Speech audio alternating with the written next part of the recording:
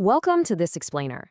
Now, since you're already deeply familiar with Madhyamaka, we are absolutely skipping the 101 stuff. We aren't going to spend time rehashing the introductory definitions of dependent origination or the absolute basics of the two truths. You know all that.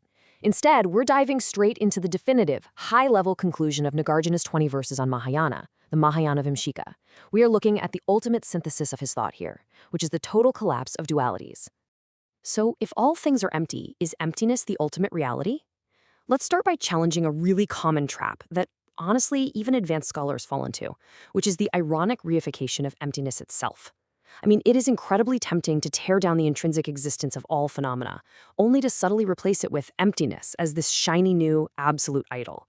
But as Nāgārjuna makes abundantly clear, the ultimate reality is not emptiness. Emptiness itself is also dependently co-arising, and therefore, it's empty too. Section 1. Beyond Origination and Destruction. The absolutely crucial point here is that ultimate reality is completely devoid of origination, utpāda, and destruction, nirodha. Emptiness is merely a provisional tool. It's a medicine to cure grasping, rather than a final destination or some intrinsically real substance.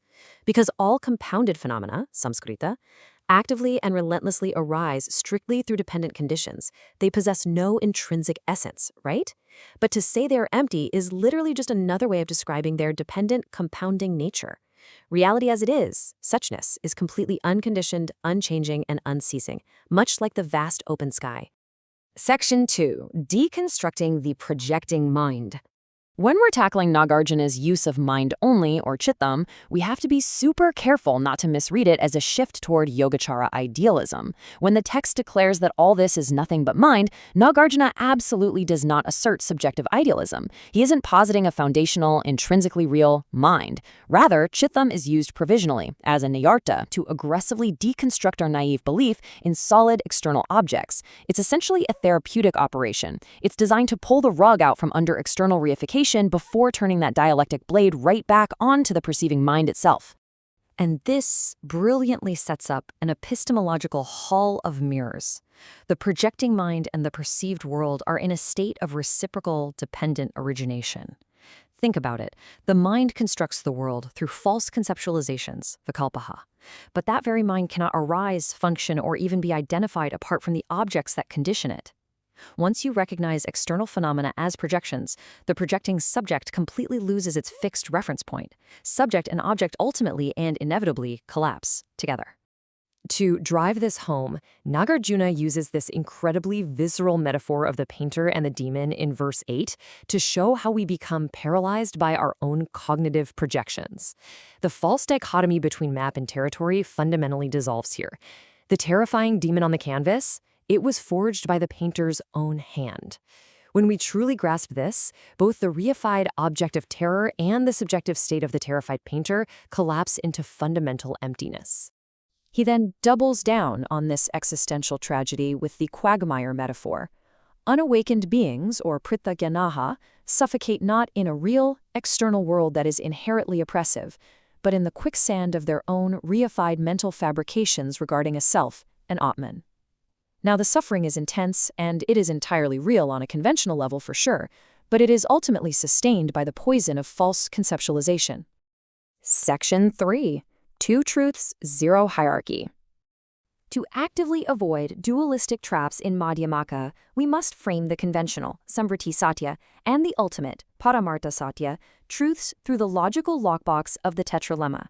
The two truths are not synonymous or identical. They are not different. They are not both, and they are not neither. This precise logical framing proves they hold absolutely no hierarchy. We simply cannot reify emptiness by making one truth superior to the other. If you elevate ultimate truth over conventional reality, guess what? You've fallen right back into a dualistic trap. That's too dualistic. They operate seamlessly and dynamically together. Emptiness is just the mode in which dependently arisen appearances continuously unfold. Section 4. Transcending samsara and nirvana. So how does liberation actually function here?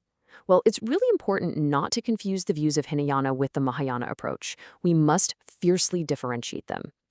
The Mahāyāna goal, as Nāgārjuna presents it, is emphatically not to stop all conditioned, dualistic conceptual proliferation, prapancha, rejecting it or trying to shut down the mind entirely. Instead, the goal is to transcend those fabrications without rejecting them. The conceptual wheel of the mind stops grasping in its own maps, but cognition remains fully active and operational. What remains is the lived realization of the indivisible union of the two truths. Everything is recognized as primordially equal, pure, perfect, complete, divine, and one. And we mean this in the strictest non-dual sense. Not this, not non-this, not both, not neither. The conceptual wheel stops grasping, but conventional appearances just continue their luminous, unceasing display without ever being reified into independent entities. Section 5, Wisdom and Boundless Compassion. What does this radical collapse of dualisms actually look like in practice for the realized bodhisattva walking around in the real world?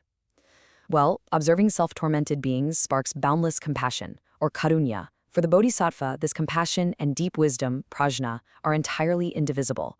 Understanding that beings are suffering deeply due to an illusion doesn't result in apathy.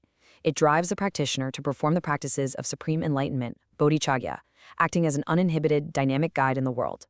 Ultimately, the classic dichotomy between samsara and nirvana collapses completely. They are mere appearances within one seamless, non-dual reality. Liberation does not leave behind some static, isolated void of ultimate truth, because knowledge of dependent origination dissolves delusion right at its root. What is left behind is a dynamic dance of liberation, entirely free from grasping, right here within conventional reality. As we conclude this explainer, I want to leave you with a provocative question. If you truly accept that samsara and nirvana holds zero hierarchy and exist as a primordially equal reality, how does that change the way you navigate your own practice today? I really hope this synthesis challenges how you apply Madhyamaka in your own philosophical journey, moving beyond the map and directly into the territory. Until next time, keep questioning the canvas.